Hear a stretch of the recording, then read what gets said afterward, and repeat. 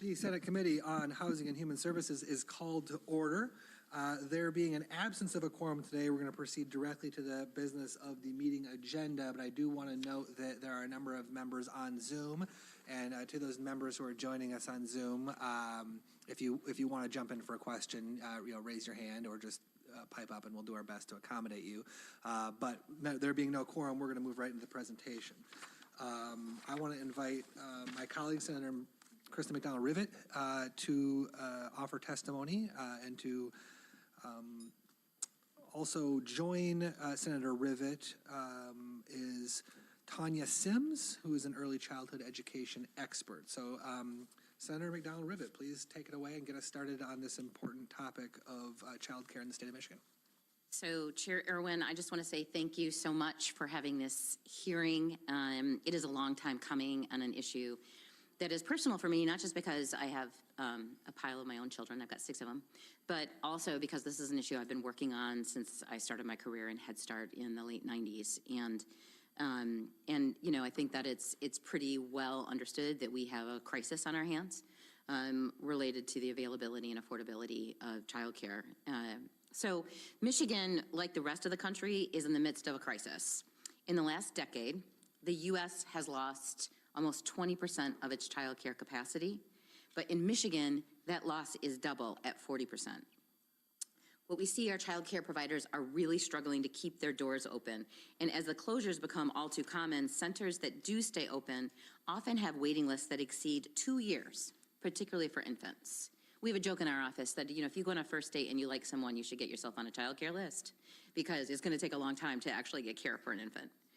So since the pandemic, the scope of the child care problem has reached a tipping point in Michigan's economy, exacerbating workforce shortages and impacting productivity.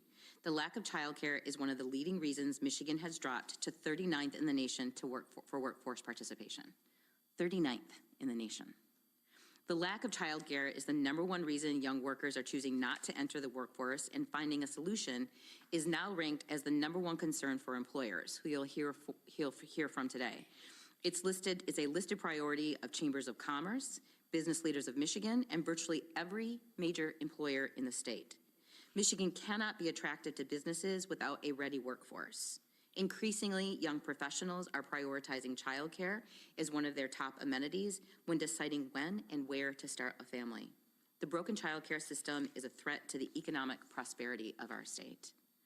So the core of the problem is a broken business model. On average, it takes roughly $15,000 a year to provide full-time care for a child under the age of 5. Just for reference, full-time care is defined for these purposes from 7 a.m. to 6 p.m.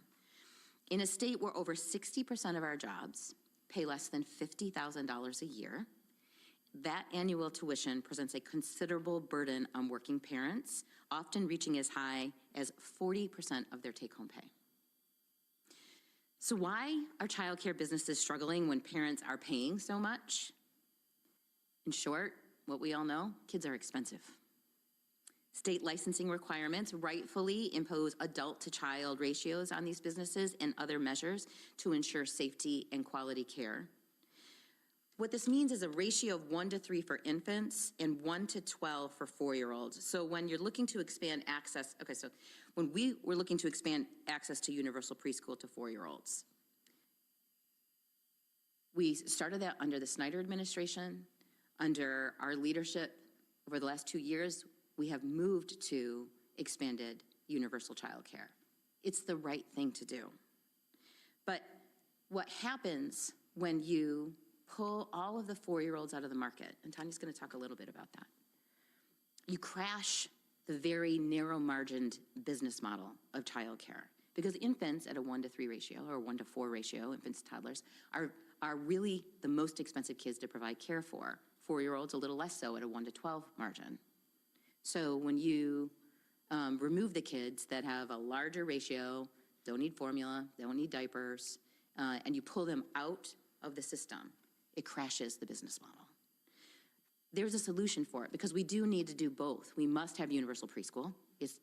Every study on the planet says that that's important.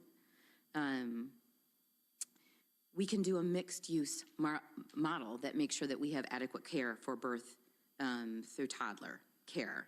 So what it essentially we need to do is to ensure that there are partnerships between our preschool providers and our home-based and private child care centers. Without the partnerships as a part of this process, we'll see more providers closing, and it's going to exacerbate this crisis level problem. Additionally, baby and toddlers have higher facility costs, mostly due to the safety and education needs of very young children. Covering these costs leaves a very small margin left to pay staff on a living wage. Most providers pay less than $15 an hour, and over 20% of child care professionals receive at least one public safety benefit. In short, the cost of child care is more than most parents can afford to pay. So I want to talk about some of the ways to address this crisis.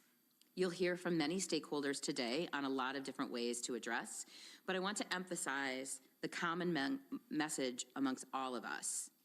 There is no one solution, and this is not a time for small fixes. Moving the system from broken to soluble requires a large, sustained public investment on both the demand and supply side of childcare. The legislation and solutions I have worked on aim to make childcare affordable for families and sustainable for childcare professionals and entrepreneurs. We are proposing a working parents tax credit. What it would do is put dollars in the pockets of parents with children from infancy to preschool eligibility, based on the same eligibility of the earned income tax credit. It is pro-work and it is pro-family. The credit will be refundable and paid monthly for a total of $5,500 annually per young child per family.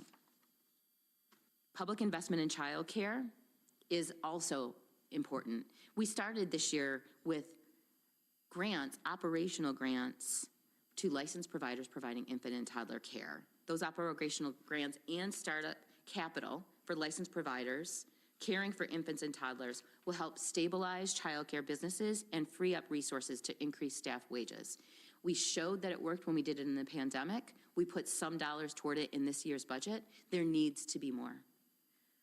We need to streamline and expand access to the child care subsidy system.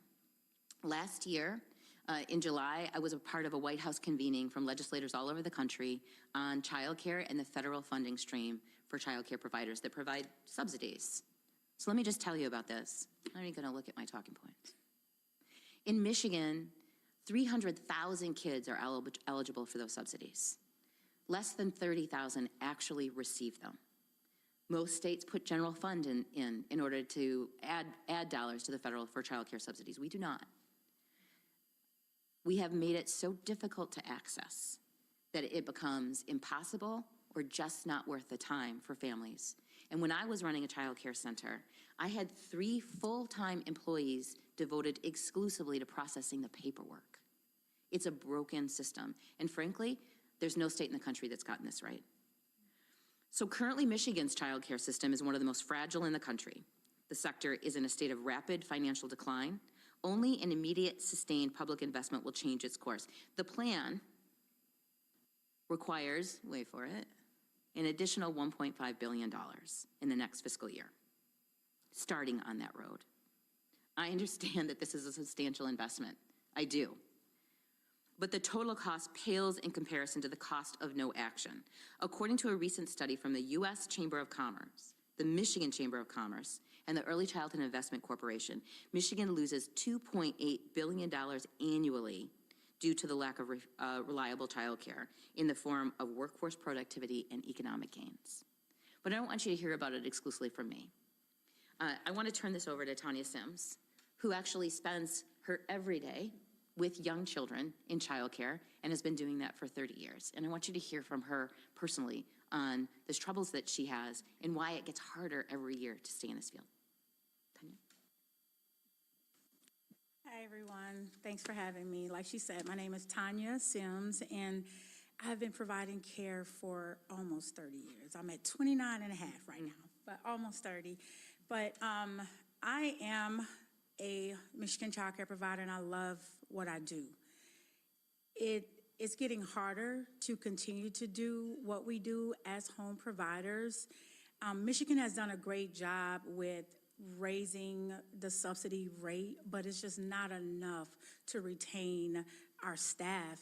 And that's what we see a lot of problems with. In my home, I'm licensed for 14. I have 3 full-time staff who works with me. And just being able to provide them with a living wage has gotten harder. And it's mainly because of the subsidy. The subsidy is, you get one price for infant care, then you get another price for the toddler care, the 2.5 care, then you get another rate for school-age care. And just personally, talking to a lot of other providers, if it was just, it would help if it was just one rate across the board for all these children, because they all need the same type of quality care that they're, that we're giving them. And so just a year ago, we were struggling with trying to retain our staff. And now with the new pre-K for all and a lot of our 3.5 and 4-year-olds leaving from out of our program, now we have not just home providers, but childcare centers struggling to enroll children, because a lot of those children have been moved out for the pre-K for all. And so,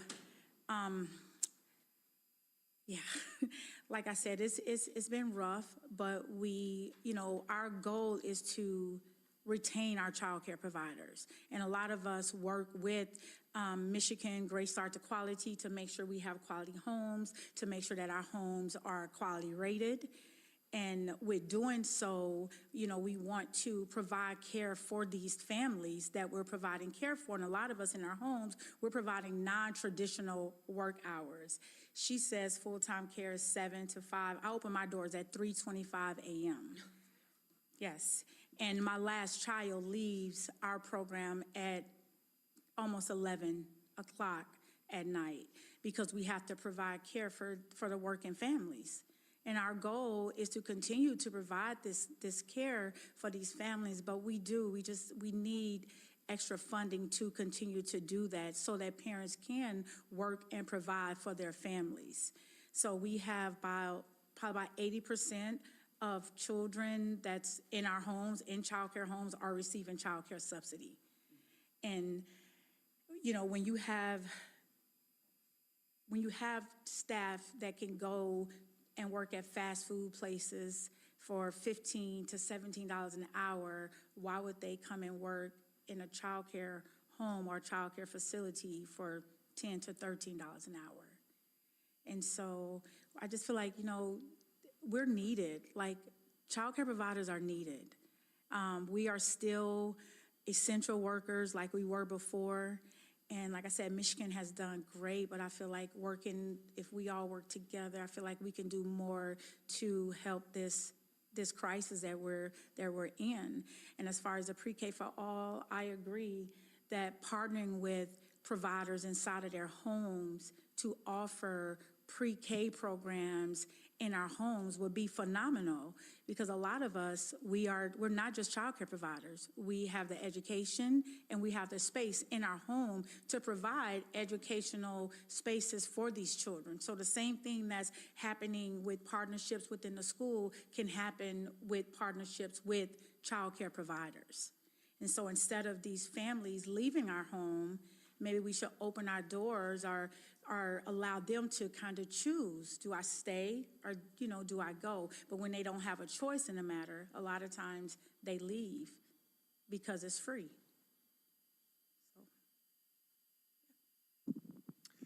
Thank you very much for your testimony, Ms. Sims, and thank you, of course, to Senator McDonald-Rivet. Your personal and professional passion on this has been palpable both today and from the time you entered the Senate. Do any of my colleagues have any questions that they would like to ask the Senator or Ms. Sims? I'm not seeing any, but let me just try to drill a little bit into that last point that you were making, Ms. Sims, which is about the choices that parents face under this new regime. So now this universal pre-K has been opened. We're seeing, as I've heard in the community and as I heard today, an exodus of these young people from daycare settings into these universal pre-K settings. At the end there, sorry for the long exposition, but at the end there you mentioned that the real reason people are leaving is because the universal pre-K is free and your program is not. Are there any other barriers? Are you able to retain any of those, preschool age kids? Can you just tell me a little bit more about how that transition is feeling as a practitioner? It doesn't feel good when we have children that has been a part of our program since infancy, and parents are deciding to remove their children so that they can go to a preschool program that is free, even though we're offering pretty much those same components. A lot of us use creative curriculum. We use the high scope curriculum, but parents are choosing to go to the free universal preschool. And I think it's like 3.5, because I had children that was 3.5 that was actually leaving as well. So it's not just 4, they're leaving at like 3.5. And, they're saying, well, I'm paying you $235 or $185, but here I don't have to pay anything. And so we lost four of our families this year to the pre-K for all program. And it's not just me, it's like providers everywhere, not just homes, but centers as well. And so when we're focusing on the whole child, a parent has to decide, do I pay this child care bill or do I pay my electric bill? Well, I can take my child somewhere where now I don't have to pay for child care at all, and that lightens the load for them, and which I totally understand that. I get it. But at the same time, it hurts us as child care providers. So just a year ago, we were struggling to find staff to come in and work. And now we're struggling to enroll children, those 3.5 to 4-year-old children, into our programs. If I could just quickly on that. So I want to, she's absolutely right, and I want to just highlight what she's not saying. So she's not saying, let us do this preschool program and not have the curriculum requirements. Let us do this program and not have the education requirements. She is a degreed early childhood professional who uses the approved curriculum from the Department of Education and is precluded from accessing any of those pre-K for all dollars. And so it is I believe, an issue that's not wholly intentional. It's just that childcare has been completely forgotten in the conversation. And I think sometimes some of the private providers as well. So thank you for that. Let me recognize Senator Santana for a question. Thank you for your testimony. I know several years back, the federal government did come in and provide dollars to our state for child care providers to be able to, provide that support and also have more revenue influx so that you all could expand your capacities as well.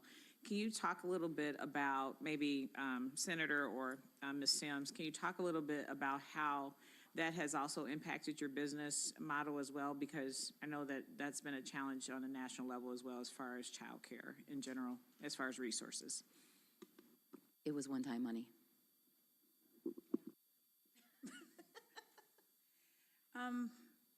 Yeah, it was one time, and when the funds did come in, what we did with those funds was retain our staff. We use those funds to retain our staff, to help give our staff bonuses, help keep them in the childcare field, kept them get their CDAs and their education, and expand our program where we provided like extra lighting for the children, flooring for the kids to make it better for them. So that's what we did with those funds. And we work a lot with the Great Start to Quality program and a lot of the homes that I'm a 5-star program, and there's other 5-star programs in our area. So we work with a consultant who comes out and, she helps us, educational wise, navigate through different components as far as our environment, not just inside, but outside as well. So we were able to create not just inside learning environments, but outside learning environments as well. And so Michigan, like I said, Michigan did great with raising the subsidy a little bit. This I think it was June, July. You know, they raised the subsidy, but raising the subsidy and then more children are leaving out because of, you know, the free programs that's been offered now. Can you talk a little bit too on the, I guess, the staffing side for the individuals that are coming in? They also have to have some level of credentialing as well, correct? Well, when Michigan has not lowered the requirements, but they give us like waivers. Now, in our homes, they have to have a minimum of 10 to 15 hours of training before they're even able to be a part, like be left with children or be a part of that, be a part of the environment. And so in my home, we require a CDA within 6 months. So they have to start working on their CDA within 3 months and then have their CDA by 6 months. And then there's other certifications through Michigan Registry and MDE that they can receive, such as the infant toddler certification, and they just go from there. But those are the requirements. We go through Michigan Registry, and there's yearly training that has to be had. But most programs that work with Great Start to Quality, our education requirements for our staff is high, but it's just a part of the quality. You want quality individuals working with those children, so you want them to have that training that they need. And it's not just any type of training; it's a lot of hands-on training that they come in and receive from us. They have to get observed with their CDA, and so those are some of the requirements. So it's not hard to obtain; they just have to desire to obtain those requirements. And so the education is needed, and the formal education is needed in, you know, in what we do. But what we're finding that, you know, you can have students from LCC coming into your home to volunteer and, you know, to do their observations and their teaching requirements that LCC requires. But then when they start asking you about pay and, you know, asking you about stuff like that, then they tend to not want to work in childcare. They tend to go a different route. And so I always encourage people, like, this is a satisfying field. You know, it is. I love what I do. I chose this, and I would choose it all over again. You know, we just need a little help to help with sustainability. You know, we have good providers that are closing their doors. You know, they're awesome providers, but they're closing their doors because they can't sustain themselves anymore. You know, our rate in our homes, in childcare homes, is no more than 2 children under the age of 18 months and no more than 4 of those children under the age of 36 months. And so, so that means 2 infants or 4 children, no more than 4 children under the age of 36 months. And so, and the ratio is 1 to 4. I do want to add that every childcare professional I've ever worked with is excited about getting more information, more education. That is out of their pocket. At $15 an hour is their salary. So we require that, right? We require it. And then we don't provide any funding for people who are at the very bottom of our economic scale in order for them to go do that. We would never do that to a 3rd grade teacher. Never. But for some reason, when we're talking about infants and toddlers and preschoolers, it's okay. Yeah. So that leaves the owners, my small business owners like myself. I pay for a lot of my staff training because I want them there. You know, I want them to work. So that's one of the incentives that I do for them is I pay for it because you have to have it and I have to have you here working. So. Yeah, thank you, Senator Santana. Next, I'll recognize Senator Chang. Thank you, Mr. Chair, and thank you both for your presentation. And I know it's something that you both are very passionate about. Appreciate this presentation. I'm thinking about COVID, and I'm thinking about lessons that we learned, or maybe lessons that we learned and as society have forgotten since then, around childcare, around work balance, and as I'm reading through this report, which is really great, I'm only, I think, a third of the way through, but I'm reading this section about the Americans working from home and how higher income folks are more likely to work at home, and how lower income workers are obviously, they have less flexibility and have to go into work, and how that obviously will impact whether or not they need childcare and what their childcare options look like. I also saw a piece in this report around, I can't remember exactly, but it was basically around, obviously affordability affects all of us, but it will most disproportionately impact those who have lesser income. So I guess I'm wondering if you have any lessons learned from the pandemic, and also if you can sort of like draw out a little bit more about some of these equity concerns that I think many of us were very aware of during the pandemic, but then I think some of our society has sort of forgotten a little bit about how we actually did learn quite a bit about some of the problems that we have yet to tackle when it comes to childcare. Either of you. Yeah. Thank you, Senator Ching, for reading the paper we put in front of you. There are many lessons from the pandemic, but to me, the most significant one as policymakers is that we learned that when you give struggling families cash, when you give them money to pay for the expenses of kids, they spend that money on kids. We have so much data that shows that.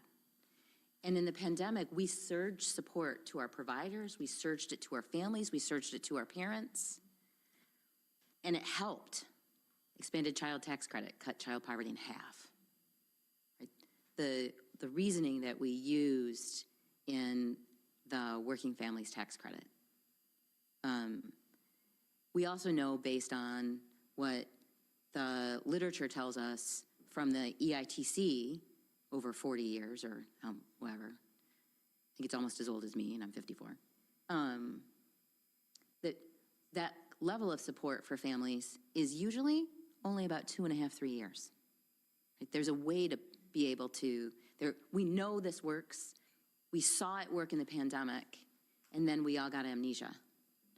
So I think that we have to understand that the bureaucratic red tape and ties that we put on all of these things that make it very hard for people who are living on an economic razor's edge, and whether we're talking about parents or the professionals or the actual childcare providers, private and public, right? When we make it so hard, it becomes less and less relevant in solving the problem. Thank you again, Senator Chang, and thank you to you, Senator McDonald-Rivet, and to you, Ms. Sims. I'm not seeing any other questions, so I'm going to move us along on our agenda. And while I do that, I am going to just take a little bit of privilege to observe that, I heard $15 an hour, I heard $10 to $13 an hour. That's just not a living wage in this economy, and I think that it bears mentioning that when we look at some of the professions that are most poorly paid in our state, we tend to find professions where a high percentage of the employees are women. And so, I think it's important to put that on the table as well. All right. Next, I want to recognize Lou Glazier, who is president of Michigan Future Inc. Mr. Glazier, please come and dazzle us with your presentation and your elocution.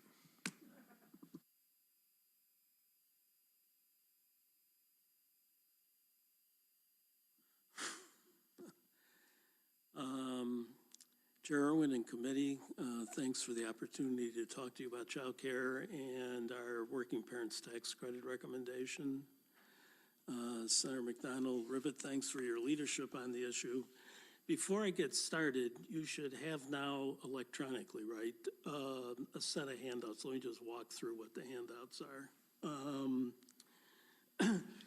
In no particular order, because I don't remember what the order is. There's a sort of fact sheet that introduces Michigan Future and lists our board. There's a letter that we sent a few months ago to the governor and all legislators announcing the formation of a working parents tax cut coalition that includes about 80 organizations. It has a roster of the organizations that are supporting it. There's a letter that we sent once again to the governor and legislators several months ago.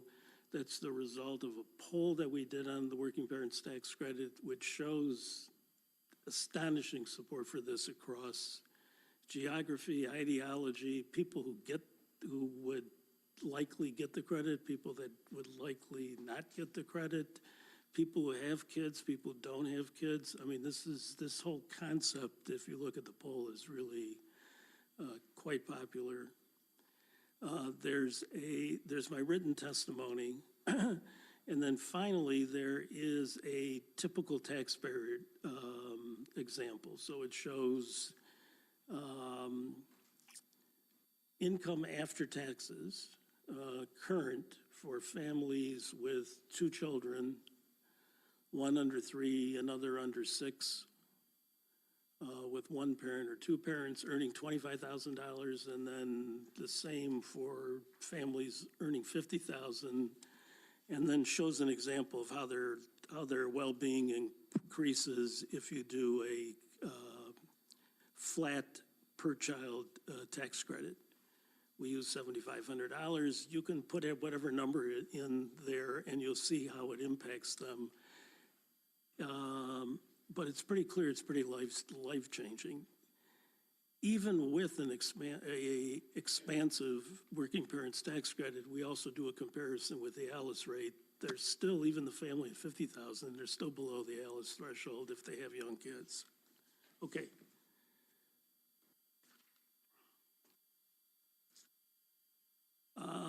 Let me do one other thing before I sort of go through what I wrote. Just the basic data. There are 110,000 kids per birth year. 45,000 of them are in households that qualify for the earned income tax credit. So about 40%.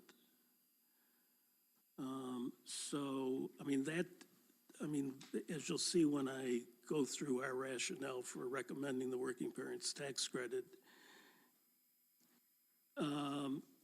from our perspective, so getting into scale involves a lot of kids. So if you do 0 to 3 for EITC household children, it's like 130,000 kids that you're going to cover. If you do up to 6, which is what we've recommended, it's like 270,000 kids, and then you can go beyond that kind of thing. So that's the scale. The reason why you have 45,000 EITC kids, 40% of all kids born in the state every year, is because, as Senator McDonald-Rivet mentioned, 6 in 10 Michigan jobs don't pay middle-class wages. We just simply have an economy that has lots of low-wage jobs. And at least one of the lessons that we learned from the pandemic, Senator Chang, is these low-wage workers are living paycheck to paycheck, not because they're responsibly buying unnecessary luxuries, but because they're in lower-wage jobs that leave them struggling to pay for necessities. The reality is that most of those struggling economically, in good times and bad, like us, get up every day and work hard to earn a living. At Michigan Future, we believe the best way to help these hardworking Michiganders is with income, not programs. Parents are the best decision makers for what is best for their families and their children. So we recommend enactment of a life-changing working parents tax cut, a substantial, fully refundable tax credit for each child under the age of 6. A per-child tax cut is the only way to help Michigan families raising young children at scale. We spent a lot of time trying to figure out how you do something for 270,000 kids. This is the only option we came up with that can be scaled. So as I mentioned, a per-child credit up to 6 would help Michigan families raising approximately 270,000 kids. By comparison, as Senator McDonald-Rivet mentioned, the current state child care subsidy system serves someplace between 30 and 40,000. It goes up and down by month, but it's much smaller. And the TRISHARE program, which gets an enormous amount of publicity, currently is serving 700 kids. So for us, it's the best way. So in addition to scale, a working parent's tax cut is the best way to confront three seemingly intractable challenges that have bedeviled policymakers for decades. The benefit cliff, the difficulty of lower wage workers to pay for childcare, and for far too many working households shut out of benefits that are eligible by a confusing bureaucratic system of safety net programs. Our detailed analysis of the benefit cliff, and that's what we show in this typical taxpayer example, found that many households with children realize very little income gain as they earn more at work as declining benefits and increasing taxes steeply offset increased earnings. This is particularly true for households with income above $20,000, where households net as little as 14 cents from each additional dollar earned. The best anecdote for this high tax rate is a flat per child credit that does not decline as you earn more money. So one of the earned income tax credit, Senator McDonald, Rivet, and I spent an awful lot of time working on expanding it. One of the bad things about the ITC is that although it has a long phase out, it phases out too. So as your income goes up, so that's why this notion of a per child flat tax credit is really what matters most. So the credit is that we've proposed is designed so that recipients will be able to keep a substantial portion of increase in work earnings. And then, of course, focusing on households raising young children is an essential component of the proposal. The Michigan Association of United Ways estimates the cost of paying for basic necessities for a two-adult household without children is around $39,000. For two school-age children, around $63,000. For two adults and two preschool children, $73,000.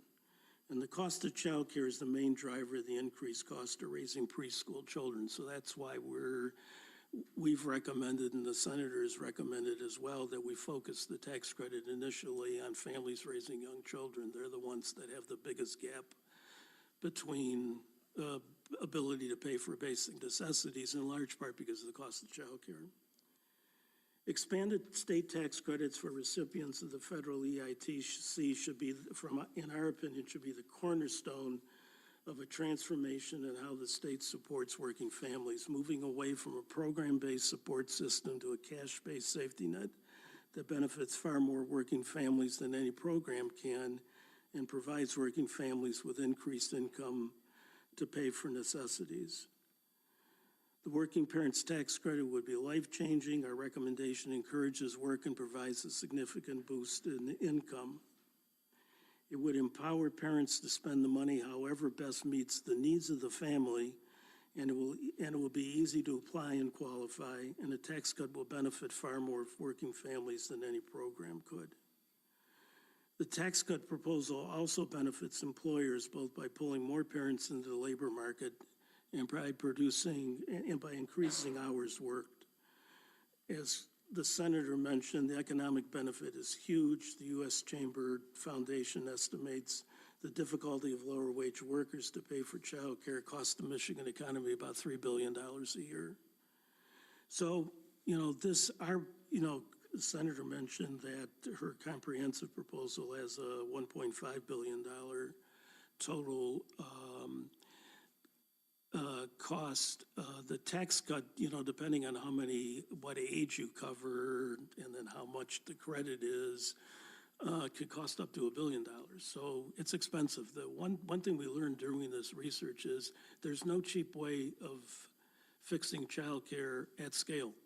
There's just too many kids, and the income gap is too great to be able to do this without making new big investments. But from our perspective, the state budget is a statement of values. We believe that the state's core economic values should be rising income for all, an economy that as it grows benefits all.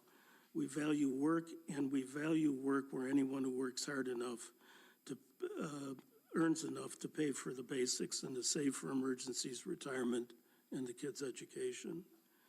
By incentivizing work and rewarding work, a working parent's tax cut is a win for Michigan families raising young children, employers, and the overall state economy.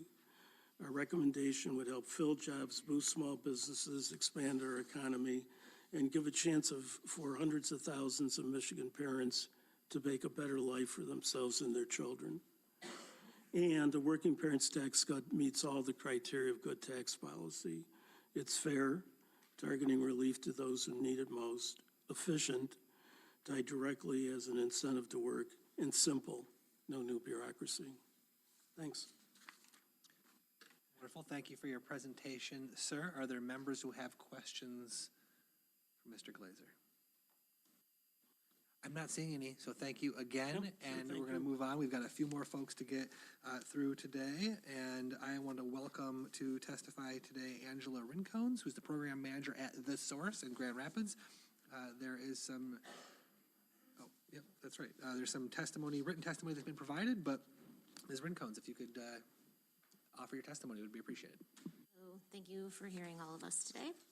My name is Angela Rincones. I'm a program manager at The Source. The Source is a nonprofit employee support organization providing wraparound support to people to help reach stability in their life, which allows them to keep their jobs and advance in their careers. We partner directly with employers, currently 26 of them in West Michigan, to bring support to their workforce. Prior to my employment with The Source, I worked at a Michigan Works Jobs Education and Training caseworker in Oakland County, and then as an eligibility specialist with the Department of Health and Human Services in Kent County with a specialized caseload in child care development and care cases. The wraparound support The Source provides is to working individuals and families. 95% of the people we served in 2023 earn less than $22. These are ALICE families, asset limited, income constrained, employed. About 1/3 of the clients we serve qualify for state assistance. 2/3 earn too much for state assistance, but are still struggling to make ends meet. These families are generally able to pay normal expenses, but most live paycheck to paycheck and are unable to save for unexpected, urgent needs that everyone experiences. The same things that many of us can pull from savings to pay for put these families in debt or in need of outside resources to help. The recent increase in inflation, specifically the rise in monthly rent and the cost of groceries, is making it even harder for them to get ahead. One of the services we offer at The Source is free tax filing. We've been a VITA tax site for 20 years, and I myself have been preparing taxes for 3 tax seasons. We file taxes for people who generally make $64,000 or less, persons with disabilities, and those who speak limited English. During the 2023 tax filing season, we prepared 965 returns at our office, which amounted to about $1.5 million in federal and state refunds. Last year, when the Earned Income Tax Credit match increased from 6% to 30%, we saw immediate relief to the families in our office. With the extra money they received, our clients were able to pay for a variety of things that benefited their households and our economy. Clients shared the ability to get caught up on basic necessities they had fallen behind on: rent, utilities, car payments, or insurance. Others used it to pay off a debt they owed, scheduling medical procedures they had been putting off, completing a home repair or a car repair that they had not been able to afford, or even buying school supplies or clothing for their children. The Source provides one-on-one support to individuals and then shares aggregated data back to our employer partners on the things their employees are struggling with. As it relates to childcare, we know that it's only gotten worse since the pandemic, and it's a multifaceted problem. As with the cost of many things, childcare costs have also increased to a point that makes it difficult for someone in an entry or mid-level role to afford. There are many individuals who would like to work, but financially it does not make sense for their family because they would be paying more for childcare than they would be bringing in from employment. There are not enough childcare spots available for the number of children that need it due to providers being forced to close their doors during the pandemic. This also creates a lack of options for those who can afford childcare. Where to send your child is an important personal choice that is driven by your family and culture. Not all want to send their child to a large child care center, while others do not feel comfortable with a small in-home provider. Some want a family member that they know and trust to be the provider, which often means they are not licensed and won't qualify for the state child care subsidy or the TRISHARE program. At the same time, childcare professionals are not earning enough themselves, which makes it hard for childcare facilities to hire and maintain employees. Many childcare workers themselves fall into the ALICE population and are on public assistance of some sort due to the low wages that are offered to them. We entrust these individuals to care for and teach our most valuable assets, our children, but we do not show them their value in the wages that they are paid. I'm here today in support of the Working Parent Tax Credit for the state of Michigan to help improve the state of childcare in Michigan. It is cash rather than a program. The changes made many years ago to the Child Care Development and Care Program available through the Department of Health and Human Services were a step in the right direction. It created an entry income level, which allowed parents to start receiving benefits and allowed them to accept pay increases with an adjusted amount of assistance. Prior to the changes, a parent or parents would be kicked off of the assistance as soon as they reached a certain income level. This caused them to fall into the benefits cliff, which sometimes forces individuals to quit working in order to maintain their benefits. The problem is that many families in need of the assistance are not aware of the entry income level, and that policy takes their income in the month they apply. Normally, the whole month's worth of wages would disqualify them, but if they apply when they first start working, they will only have 1 or 2 paychecks, which would put them under that entry-level income. Rather than having to navigate the eligibility criteria of a program, the Working Parent Tax Credit puts money into the hands of parents and allows them to spend it on what is best for their families. This type of support is large enough to have the capability to bring parents off the sidelines and back into the workforce. According to the Right Place and Talent First, who both focus on workforce development in West Michigan, there are almost 100,000 people in greater West Michigan region alone who are waiting to get back into the workforce. There's a greater scale opportunity here than with current programs. The child care subsidy only reaches 30,000 children and TRISHARE only 600. Research shows this tax credit has the potential to reach 250,000 children in the state of Michigan. The ripple effect of putting extra dollars into the hands of working families will be significant to their household and for our economy here in Michigan. Thank you very much for your testimony, Ms. Rincones. I particularly appreciate your focus on the ease of administration of this approach and how the lack of ease of administration of the current approach falls upon providers. Any questions for members? Not seeing any. Thank you again, Ms. Rincones. Next, I want to recognize Leah Robinson from the Michigan Chamber and Kelly Saunders from the Small Business Association. Thank you for being here to testify today, and take it away. Well, thank you, Mr. Chair and distinguished members of the committee for having us here today. We find that this topic to be critical to our success as we move forward. And so, like you said, Kelly Saunders from the Small Business Association of Michigan. I'm going to turn to Leah to go over some statistics from nationwide and here at home. Good afternoon, Mr. Chair and members of the committee. My name is Leah Robinson, and I'm the Director of Legislative Affairs for the Michigan Chamber of Commerce. I want to thank you all for allowing us the opportunity to speak on such a critical issue to our members. We're at the table to find solutions to this issue because a family problem is inherently an employer concern. We have members in every sector of business in all 83 counties of the state, and they all agree this is the #1 issue impacting our workforce. So thank you again for the opportunity. The Michigan Chamber, in consultation with the Grand Rapids Chamber, the Early Childhood Investment Corporation, and the U.S. Chamber Foundation put together a snapshot of what the child care reality looks like in Michigan. You have that report in front of you. It's called the Untapped Potential Report. This report was printed in 2023, and it surveyed 501 Michigan families. The respondent characteristics are outlined at the back of the report, but of important note is the breakdown of income. Only approximately 1/5 of those surveyed identified as lower income. And for this report, lower income is $30,000 or less, middle income is $30,000 to $100,000, and then high income is $100,000 or above. We all know that the child care crisis disproportionately impacts those that fall into the lower income category. So the data presented in this report likely doesn't encapsulate the full extent of the issue that we face. First and foremost, to the earlier comments from Senator McDonald-Rivet, one of the largest points and takeaways that readers would see from this report is that Michigan is missing out on $2.88 billion annually because of the child care crisis.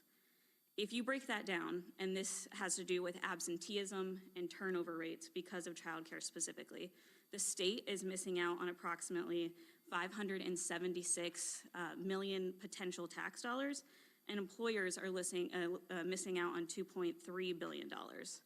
But breaking that down even further, of the $2.3 billion, employers are losing $1.03 billion because of turnover rates and $1.26 billion because of absenteeism.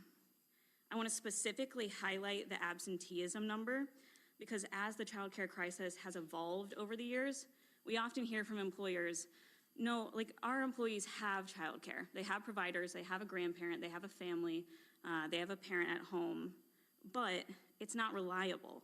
And that's of significant and rightful concern because they're at work and they're wondering about the safety and the welfare of their children. So we often say we need accessible and affordable childcare, but we also need reliable childcare. Although the $2.8 billion number is absolutely devastating, in my opinion, one of the most valuable aspects of this report is that it captures possible employee behavior because of the crisis. Of those surveyed, 18% said that they plan to leave a job within the year because of childcare. And specifically for the lower income families, that stat was 33%. So 33% of those that fall into lower income plan to leave a job within a year because of childcare. 63% of those surveys stated that they skipped or missed work or class to deal with a childcare concern. As many of us know here, Michigan is hard at work at upskilling our workforce. So classes for certification should also be taken as seriously as possible for the advancement of education and our state as a whole. 21% of those surveyed stated that they were dropped from a class roster or from a work training program because of childcare concerns. 44% of lower income and 31% of middle income earners experienced employment changes because of childcare. Across the board, from low income to high income families, the number one actions parents take to combat the childcare crisis is to work less hours or work while taking care of their children, whether on-site or virtually. And that gets back to the comment I made earlier about ensuring our parents aren't distracted and they know their children are safe. And to encapsulate the data today I'll share one final stat. In 2019, there was a survey conducted by the National Survey of Children's Health that determined approximately 9% of the nation's population and 14% of Michigan's population had a family member voluntarily leave a job, refuse a job, or significantly change a job because of childcare. This could mean that they didn't take a promotion, they went from full-time to part-time, or they just simply could no longer afford to work. Since 2019, that average has jumped from 14% in Michigan to 31.9%. Now, although that is devastating, other states have followed that similar trajectory, but that means that almost a third of our workforce here in Michigan makes employment decisions based off of childcare resources. So I will wrap that up with stats and setting the scene from an employer lens, but I will turn it back over to Kelly. So to Leah's point, we sit here today in recognition that childcare is at the very epicenter of our workforce and talent development and retention issues. And that reaches into the sector itself, but then also into every industry in our state. With challenges, though, comes room for opportunity. And we would be remiss if we didn't look back and point to many things our state has done right over the past few years. While I sit here with my SBAM hat on, I also am a member of the Michigan Women's Commission. And when before the pandemic and during the pandemic, we surveyed the women of Michigan on what their number one barrier to work was. And at the top of their list in all regions of our state, the answer was childcare. And so this was a problem pre-pandemic. The Michigan Women's Commission went to work alongside the governor's office and you, the legislature, just like the business community, to find ways to ease the ever-increasing challenges. And with that, many adjustments and improvements were made into licensing within LARA. They were empowered for a no wrong door policy, and even though we know that they continue to work on this, it did help small business owners navigate a system that can seem complicated, cumbersome, and very overwhelming. And with that, there was such a demand to provide a more holistic and wraparound approach that my LEAP has championed Caring for My Future, which has opened over 1,600 new childcare businesses across the state, expanded capacity in over 2,000 existing childcare businesses, awarded tens of millions of dollars for minor renovations and to complete safety standards and recommendations in both home-based and in center-based. And this is my favorite statistic, supported over 5,000 childcare entities with business support services so that they can continue to thrive. MyLeap also oversees a Michigan Tri-Share program that has helped make childcare more affordable and does serve 900 children. Lastly, SBM is now partnering with MyLeap through a recent federal grant that was awarded in the amount of $33 million to help secure benefits for childcare workers through insurance and retirement services. And we are committed to making this a national model so that we can take care of those who work in the childcare industry. These are all innovative tools that we have equipped our communities with, but it's safe to say we have a long way to go. But we can't forget what we have started. It is very impressive. Moving forward, we know that taking a very deep dive into the system itself as a whole will be key to identifying what is working and what is not. Families are not one size fits all, and having a robust childcare system that can service various needs will be key. This is the same in business. Not every industry or workforce is the same, and having variations in shifts, roles, and responsibilities needs to be recognized. And we have to remember that our employers are parents too. They're feeling the same strain as their employees, and so there is a lot of sympathy pains amongst that whole community. And so we are committed to being at the table with you all to find solutions to these problems, to make sure that we have a stable and a sustainable childcare system. And with that, thank you for having us today, and we'll open it up to any questions. Thank you very much for being here. Thanks for highlighting the importance of this to economic development and workforce. I think I see a question from Senator Schenk. Thank you, and thank you for coming to talk about the importance of government-private partnerships to, or not, if not formal, informal, to solve the crisis that our state faces. I'm wondering, could you elucidate a little more on what some businesses might be doing to bring, I'm not saying, I understand how a childcare business is contributing to the solution. Are there other businesses in the state that are contributing to the childcare crisis solution and that you would be willing to talk about?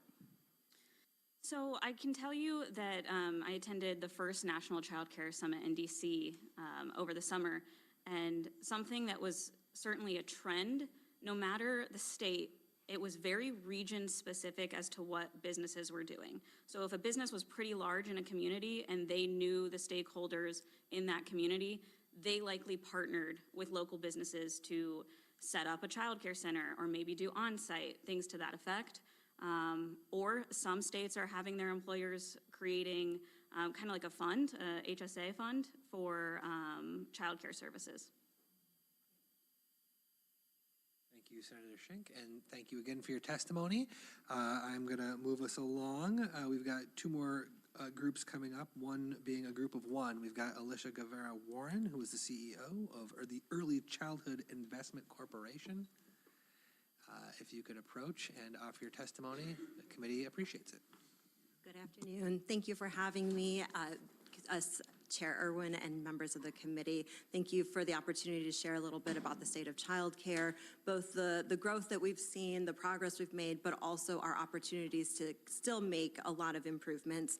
And just a special thanks to Senator McDonald Rivers as well for her leadership on this issue. As you said, my name is Alicia Guevara Warren. I serve as the Chief Executive Officer for the Early Childhood Investment Corporation. We're an independent, nonpartisan public organization that was created in 2005 to be a statewide leader in early childhood systems building. So at ECIC, we envision a future where all young children and their families in Michigan thrive. This includes ensuring that families can access childcare needs that meet their needs and their preferences. We partner directly and closely with families, providers, early educators, communities, and state government across the state to make all of this true. So over the last couple of weeks, I've attended various convenings to kind of hear about the progress that we've made. Some of that has been elevated already through testimony.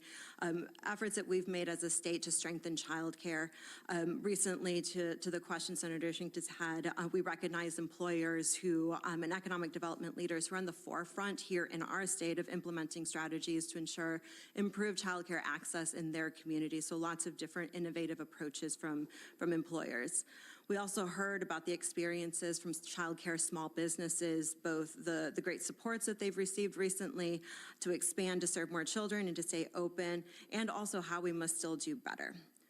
Earlier this morning, I had a chance to meet with community partners who are borrowing from other industries and developing strategies to create innovative solutions that address the early educator workforce shortage by using registered apprenticeship programs. So this is on-the-job paid training that early educators are beginning to participate in.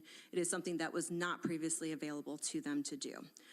Much of these initiatives, though, were funded, as you heard, through the historic $1.4 billion investment that this legislature made in 2021, largely funded by one-time federal ARPA dollars.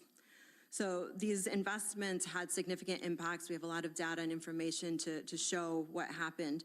More childcare programs were open, like you just heard, 1,600 more. Many existing programs were supported to stay open, and some were even able to expand and improve their care.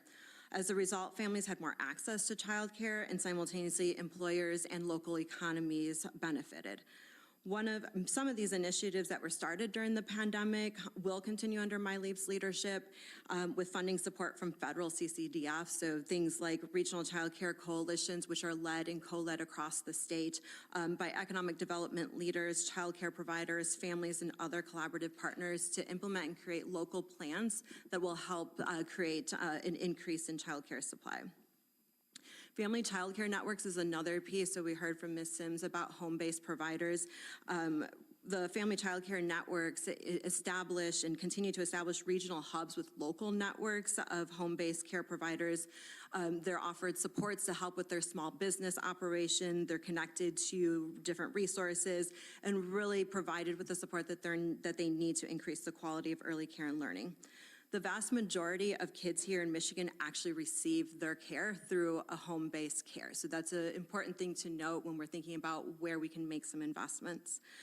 So what was mentioned earlier with the support of a new federal PDG B5 grant, we're also going to be able to connect the family child care work to a recommendation from the Pre-K for All roadmap to actually pilot Pre-K for All in home-based care.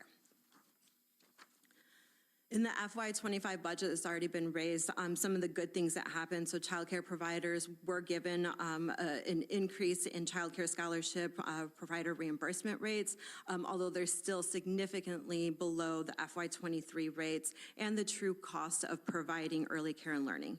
They're also going to receive support through childcare stabilization grants. So we're making progress, but this is not nearly enough to address the childcare crisis in our state. First and foremost, we can't ensure access to high quality early care and education for families without the early educator workforce. They are the backbone and a critical component of the equation to helping families get to work, employers with productivity, and to have thriving local economies. Growing the workforce is essential if we're going to both reach our goal, our state goal of Pre-K for All, while also ensuring that we don't cripple the 0 to 3 early care and learning system. So most childcare here in Michigan is supplied by small business owners, with the majority being owned and operated by women and women of color. Due to a variety of factors that you've already kind of heard about, these small businesses are operating on very thin profit margins, on average less than 1%. Their largest costs are staffing. They have to meet required ratios to ensure the health, safety, and quality experiences for our youngest Michiganders. And they're often not able to pay themselves. They're often not able to pay livable wages to their early educators that they employ, who are often participating in public assistance themselves. So simultaneously, though, working families cannot afford to pay anymore either. So it's a broken business model. You've already heard that. And to fix it, it requires state action and state investments.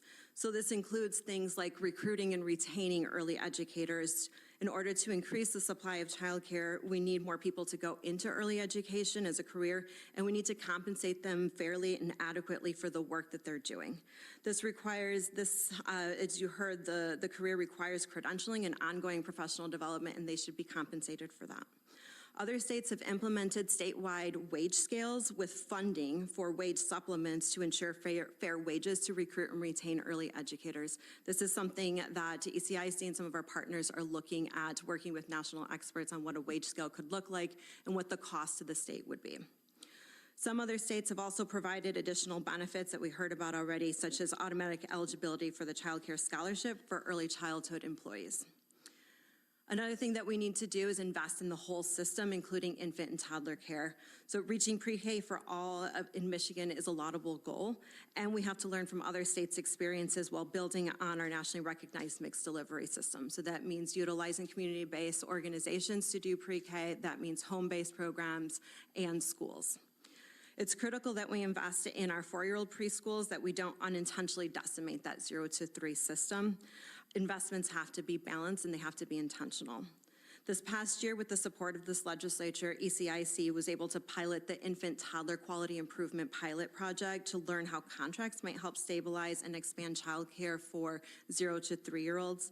The data overwhelmingly showed that with this additional investment through contracts, childcare businesses were able to increase wages and benefits for their staff. They were able to recruit, retain, hire, and train new staff. They were also able to reduce wait lists for infant and toddler care, and ultimately they were able to serve more families. Unfortunately, this work was not funded in the current year, but it does serve as a model to help our state with meeting new federal requirements that will require us to do contracting of some sort in order to create additional child care spaces for infants and toddlers and also for children with special needs. Another area of improvement that you've already heard about is the Child Care Scholarship Program. Well, it provides assistance to families with lower incomes to afford child care. According to a recent Kids Count in Michigan report, only 6% of income-eligible kids are actually receiving the scholarship. This is in part because there are still a lot of administrative barriers for families to be able to enroll and also find a provider who accepts the scholarship. In part, it's difficult for providers to accept the scholarship because of other kind of barriers for them to be able to participate. And we can do things like improve the reimbursement rates by moving away from the flawed market rate survey to a true cost of care model that actually provides reimbursement rates based on what it actually costs so we can make providers whole. This would help ensure that small businesses, childcare small businesses who participate are made whole, and the state has the option of also adopting presumptive eligibility, which would allow families to enroll quicker, would also allow providers to be paid faster. So I want to thank you all for the attention that you're paying to addressing the child care crisis. Michigan is leading in many ways. When we go to conferences nationally, people want to talk about what's happening in Michigan. But in order for us to really grow and move, we need additional state investments alongside the federal investments that are being made. So I want to thank you, Chair Irwin, and members of the committee for having me. I'm happy to answer any questions, and I did leave behind a few resources for you as well. Thank you very much for your testimony. I want to call on Senator Santana for a question. Thank you for your presentation, and I appreciate you uplifting some of the goals and opportunities to help support our child care workers, especially the home care workers. But I hear a lot of red tape. That's what I hear. I hear red tape with the application process for the parents.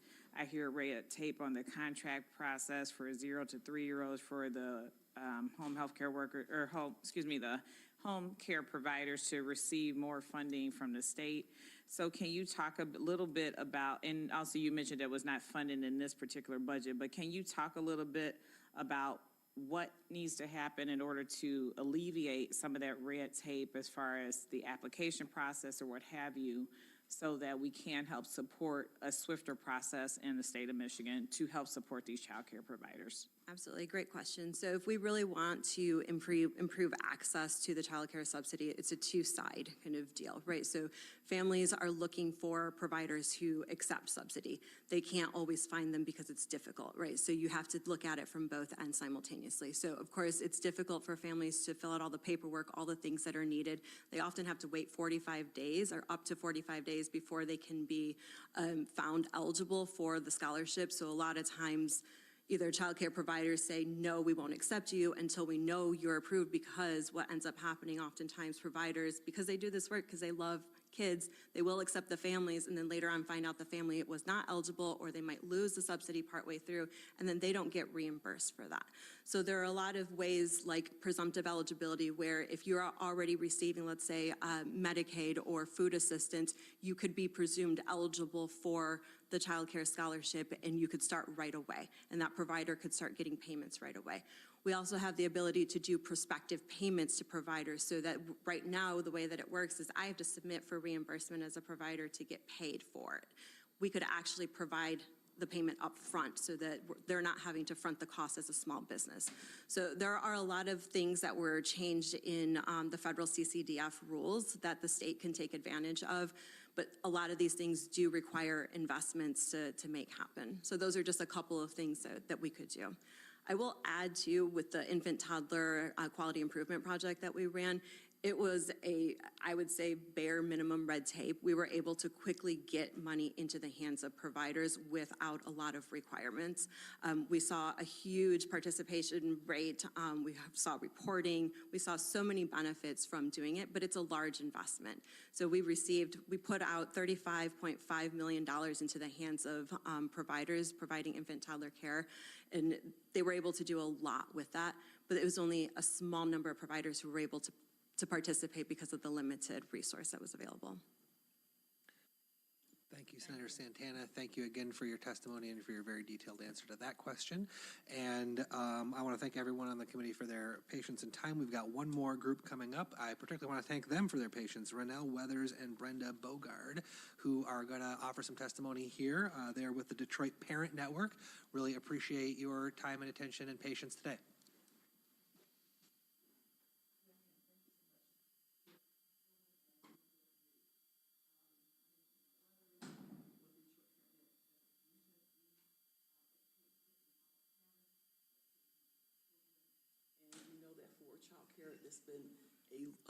It's been a long overdue to solve the problems of child care, and with the recent policy changes, it really has exacerbated the unintended consequences of this problem. And I want to introduce Barbara Young. She's one of our parents from our program. Hi, good afternoon, Chair Irwin and members of the Senate Committee on Housing and Human Services. My name is Barbara Young. I'm the parent and advocate with the Detroit Parent Network. So I am testifying as a parent of 4 children, with 3 with special needs, to share urgent need for changes on how child care is delivered and for an increase in resources. My child care experience was not easy. Trying to find a provider for children with different abilities was really hard. My husband and I never found a place that could provide the services my children needed, and very few are trained to support families that have children with different abilities. My mother had to eventually pitch in so that we could work.